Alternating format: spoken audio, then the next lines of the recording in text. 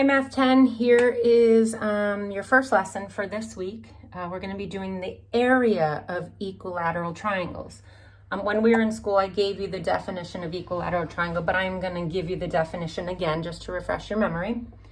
An equilateral triangle, that means all the sides are congruent, they have the same length, and all the angles are congruent, they have the same measure.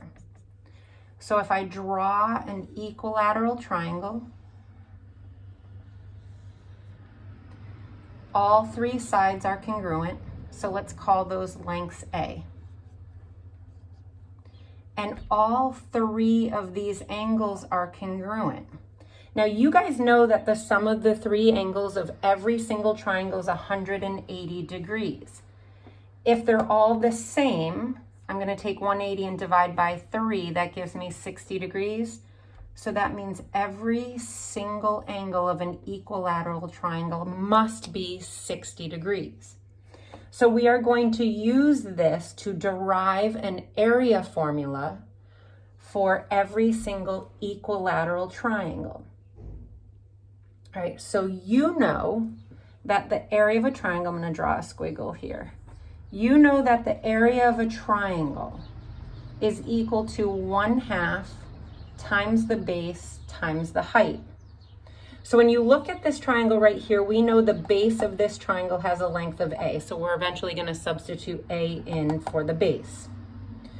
We don't have the height drawn in.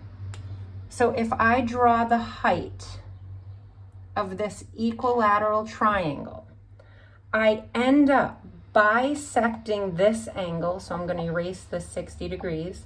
When I bisect this angle, that means each of these angles becomes 30 degrees, and the altitude is perpendicular to the base, so I now have 30, 60, 90 triangles. One of the special right triangles I taught you right before April vacation. Not only do I bisect this angle when I draw the altitude, I also bisect the base. So if this base was originally A, it had a length of A, and I bisect it, that means each of these segments is A over 2, A divided by 2.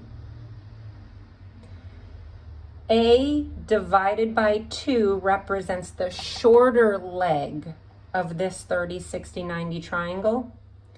This side right here, A, represents the hypotenuse. Therefore, the height of my triangle is the longer leg. And the longer leg in a special right triangle or a 30, 60, 90 triangle is the square root of 3 times the shorter leg. So if I take this shorter leg, A over 2, and multiply it by the square root of 3, the height of every single equilateral triangle is going to be A, the length of a side, times the square root of 3 all over 2. I can now use the fact that the base has a length of A and the height is A root 3 over 2 to create the formula needed for every single equilateral triangle. So the area of an equilateral triangle will always be 1/2 times the base, and we let the base in our figure be A, times the height, and we let the height, or we derived the height to be A times the square root of 3 all over 2. I want you guys to think of A as A over 1.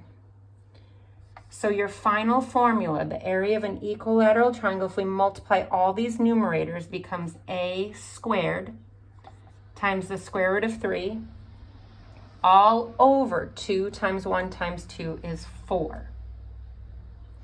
And keep in mind where A is the length